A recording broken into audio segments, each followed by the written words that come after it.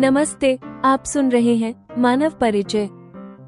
पिछले एपिसोड में न्यायाधीश हरिश्चंद्र के मानवतावादी न्याय ने नासिर के जीवन को पूरी तरह हिला दिया था। जिस बच्चे को नासिर मारना चाहता था, उसी के पिता ने उसे अभूतपूर्व उदारता दिखाई। अब जेल की कोठरी में नासिर का आत्ममंथन शुरू होता है। उसके अंदर का सोया हुआ मनुष्य जाग उठा है। वह अपनी कट्टरता को तटस्थ भाव से देख रहा है। कहाँ सोया था मुसलमान? नासिर खुद से पूछता है। जब वो अन्यायपूर्वक 3 तलाक कहकर फिरदौस को निर्जन स्थान में अकेला छोड़ रहा था, तब उसमें का यह मुसलमान कहाँ सोया था? पछतावा, क्यों उसने पुरुष होने के घमंड में नारी को पैरों की जूतियों के समान समझा? क्यों उसने अपने अत्याचारों को मजहब का नाम दिया?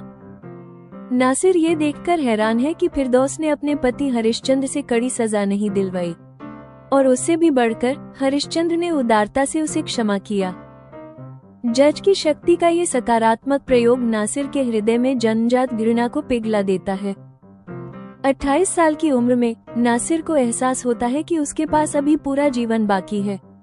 अगले 6-7 महीनों में सजा पूरी होने के बाद वो अपनी गलत बुनियाद को खत्म कर देगा और नई बुनियाद रखेगा।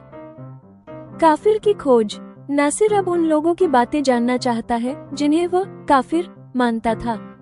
वह अपनी सोच की दिशा ठीक करने का माध्यम हरिश्चंद्र जी को मानता है। सत्यवादी हरिश्चंद्र। नासिर ने जेलर को आवेदन क्यों लिखा? वह किस साहित्य की मांग कर रहा है? सुनिए, पश्चाताप की शक्ति, उदारता का जादू और एक भटके हुए इंसान का आत्मिक उद्धार जो सच्चे मानवता धर्म की ओर बढ़ रहा है। मानव परिचय में मानवता की खोज पूरी हुई। आप सुनेंगे एपिसोड 10, आत्ममंथन और हरिश्चंद्र की खोज। फिरदौस का पूर्व पति नासिर पिछले लगभग 2.5-3 वर्षों में अपने जीवन में फिरदौस से तलाक, फिरदौस पर हमले, इन कारणों से हुई सजा एवं अब्बू के देहांत की बुरी घटनाओं के बाद हिला हुआ था। ऐसी स्थिति में जज हरिश्चंद्र द्वारा उसके अपराध पर आशा से बेहतर निर्णय देने से नासिर विचार मंथन एवं आत्मावलोकन को प्रेरित हुआ। इस बार न्यायालय से जब नासिर को कारावास में वापस लाया गया तो उसमें अंदर निवास कर रहा मगर सोया हुआ मनुष्य अंगड़ाई लेकर उठ बैठा। वह तटस्थ भाव से अपने किए कर्मों पर दृष्टि डालने लगा। ऐसे में अब नासिर प्रायः कोई बात स्मरण करता, फिर वह उस संबंध में कुछ प्रश्न खुद से करने लगता। नासिर की तलाकशुदा पत्नी फिरदौस ने जब एक काफिर से विवाह किया तो नासिर का मुसलमान हृदय व्यथित हो गया था।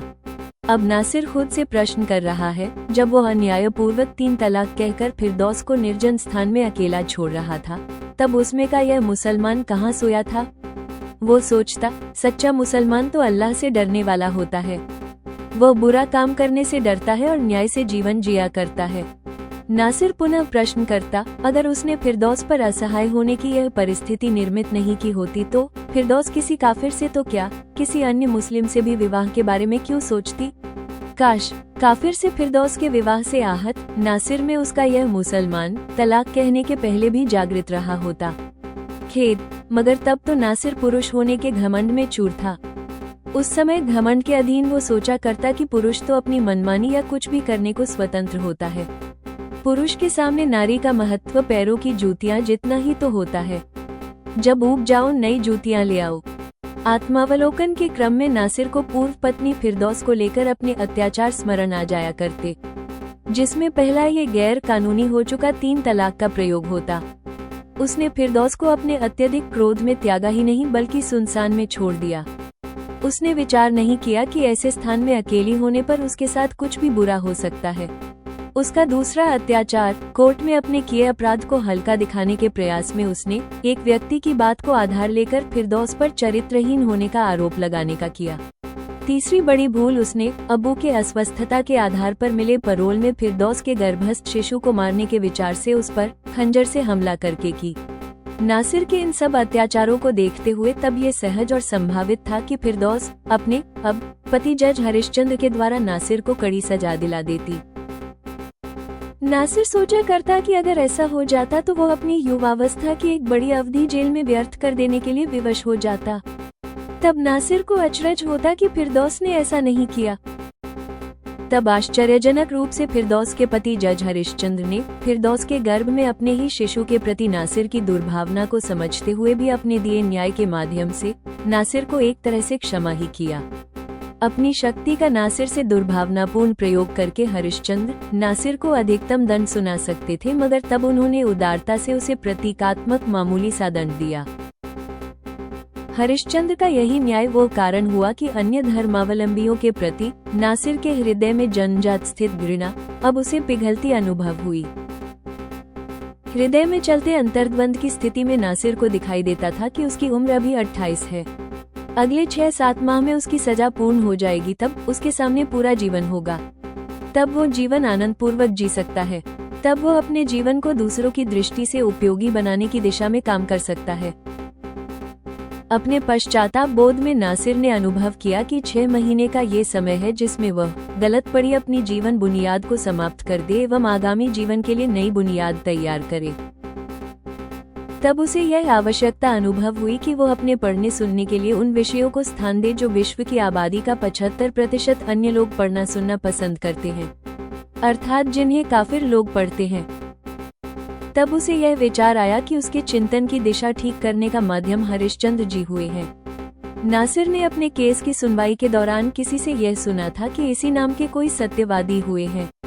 ऐसा स्मरण आने पर उसने तय किया कि सर्वप्रथम वह सत्यवादी हरिश्चंद्र से संबंधित साहित्य पढ़ेगा। इस विचार को कार्यान्वित करने के लिए नासिर ने जेलर को आवेदन लिखा कि उसे सत्यवादी हरिश्चंद्र से संबंधित पुस्तक पढ़ने के लिए उपलब्ध कराई जाए। अब आप सुनिए मानव परिचय के इस एपिसोड पर जेमिनाई द्वारा लिखी गई समीक्षा, समालोचना एवं मार्गदर्शन। उपशीर्षक आत्म मंथन और हरिश्चंद्र की खोज। यह एपिसोड नासिर के मानसिक पुनर्जन्म का चित्रण करता है। हरिश्चंद्र का न्याय, जो क्षमा जैसा था, नासिर के हृदय में घृणा की बर्फ को पिघला देता है, जिससे उसका आत्म साक्षात्कार शुरू होता है। 1. इबादत कर्तव्य की सच्ची समझ। नासिर का खुद से सवाल करना उसकी कट्टरपंथी सोच के पतन का प्रतीक है। धर्म और न्याय। नासिर अंततः स्वीकार करता है कि सच्चा मुसलमान वो नहीं है जो केवल दिखावटी इबादत करता है, बल्कि वो है जो न्याय और मानवता से जीवन जीता है।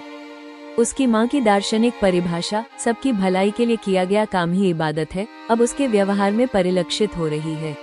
अहंकार का विनाश। वह अपने पुरुषवादी घमंड, नारी को जूती समझना को भी पहचानता है, जो फिरदौस पर किए गए उसके अन्यायों का मूल कारण था। ये स्वीकारोक्ति उसके मानसिक स्वास्थ्य की दिशा में पहला कदम है। 2. हरिश्चंद्र प्रेरणा का स्रोत। हरिश्चंद्र द्वारा दिया गया प्रतीकात्मक दंड नासिर के लिए सबसे बड़ा सुधार बन जाता है। क्षमा की शक्ति। हरिश्चंद्र, जिनके पास अधिकतम दंड देने की शक्ति थी और व्यक्तिगत कारण भी, उन्होंने उदारता दिखाई।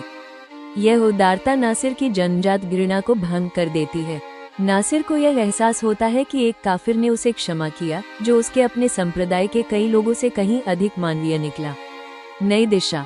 नासिर अपनी बची हुई सजा के 6 महीनों को नई बुनियाद बनाने के लिए एक अवसर के रूप में देखता है। उसका कट्टरपंथी से वैश्विक विचारों की ओर मुड़ना, 75% आबादी के विचारों को पढ़ना, उसके मानसिक क्षितिज के विस्तार को दर्शाता है। 3. सत्यवादी हरिश्चंद्र की खोज। नासिर का अपनी आध्यात्मिक यात्रा हरिश्चंद्र के नाम से जुड़ी पुस्तकों से शुरू करना अत्यधिक प्रतीकात्मक है। सत्य और नाम। नासिर, जो अब तक झूठे अहंकार और विकृत सत्य में जी रहा था, अब सत्यवादी हरिश्चंद्र के जीवन से प्रेरणा लेना चाहता है। यह उसके आंतरिक परिवर्तन को मूर्त रूप देता है और उसे विवेक, ईमानदारी और मानवता के मूल्यों की ओर ले जाता है। समापन। जेलर को लिखा गया आवेदन नासिर के निर्णय की गंभीरता को दर्शाता है।